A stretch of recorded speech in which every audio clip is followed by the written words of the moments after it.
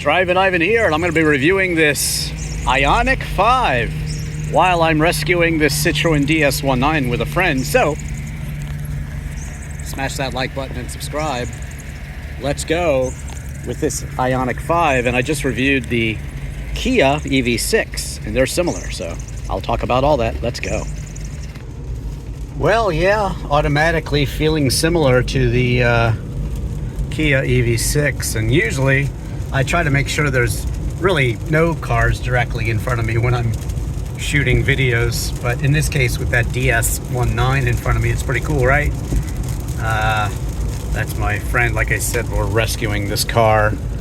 He thinks it'll go far enough before a certain part of the electronics overheats. Hopefully we'll be able to get it to where it's going, but yeah, I was able to immediately jump in this Ioniq, and well, easy to drive. You just have to kind of navigate around this quirky kind of transmission stalk there, and my friend likes to have it in kilometers, but notice, even though it is in kilometers per hour, that you can still see the miles per hour above that. Make sure you're not speeding. So, done a lot of driving in Europe lately, and it's kind of interesting. My Jetta G26 is a right-hand drive vehicle. I reviewed the Renault Clio, both the 6-speed manual and the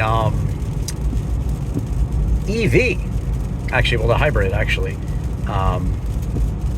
version, which it's really good to have a hybrid in Europe, and I think these cars are going to do well all over the world. It's very fitting today that it is raining, because this is the all-wheel drive version, and I can feel it actually. You mash the throttle, and you can feel all four ends of this car acting together, and it's a definite form of traction control. But yeah, I can push it here. It is a very fast car.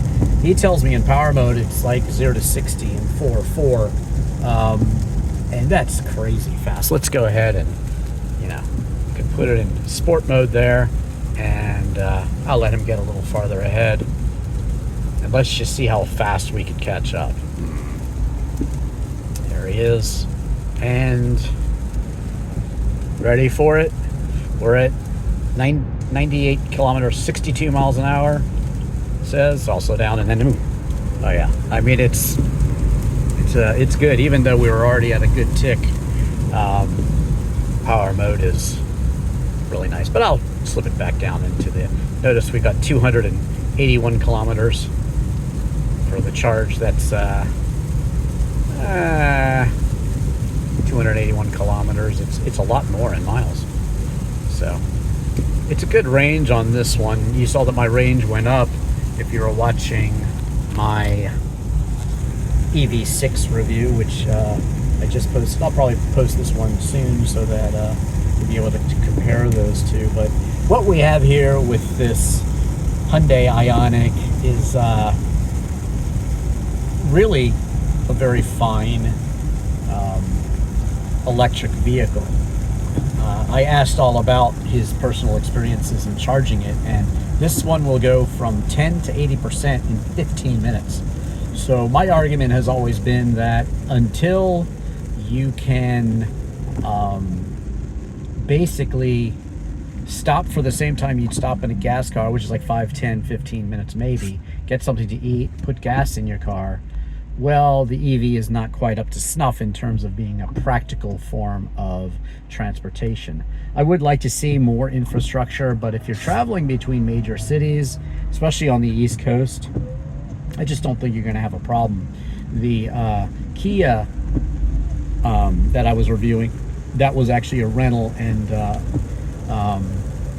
was celebrating a graduation there, and a relative had it, and you know, I was able to review it, but they were, although they did have a little bit of a problem with getting their credit card to work in the charging machine, the actual charging of the Kia or this Hyundai or any electric vehicle for that matter, you can see the many electric vehicles I've reviewed, Model S, Model 3, even the Roadster Tesla, Mitsubishi I'm sure there's many. I'm forgetting the Kia Soul hybrid. There's many EVs. Just search Drivin Ivan EV, but it's getting better. I mean, I think the Prius, when they had the hybrid gas and electric plug-in, it was only 11-mile range, and that's kind of why even bother. But the reason they did that is because your average commute is 5 miles each way to work, I think, and then if you stop for an errand, they figure 11 miles is perfect, and then you go into gas. Now the BMW, what is that, the i3, I believe, I reviewed that one, Z1 and Z8 too, check those out. Those are cool car reviews, but the i3 is very cool, and it has that 2-gallon range extender where you can put gas in it and it'll power the electric motor. So that's kind of an eternal way to get extra range out of your car. And notice it's now pouring rain, and it's very solid here. It of course has all the smart driving here. I could put the lane keep assist on, and put the adaptive cruise on if I wanted to. So great safety, but also I think a bit of luxury too. So this car is absolutely equipped with every single luxury you could dream of. Plenty of storage space, chargers built in, just everything you could need. So these EVs are becoming real players. And yes, I love sports cars. I love luxurious cars. I like interesting cars of all varieties, really, is what I like. And these are interesting vehicles. They're heavy. They're not particularly, the steering feel in this, because of the all-wheel drive, and it's just kind of dead on center feeling, really. It's not a ton of feedback.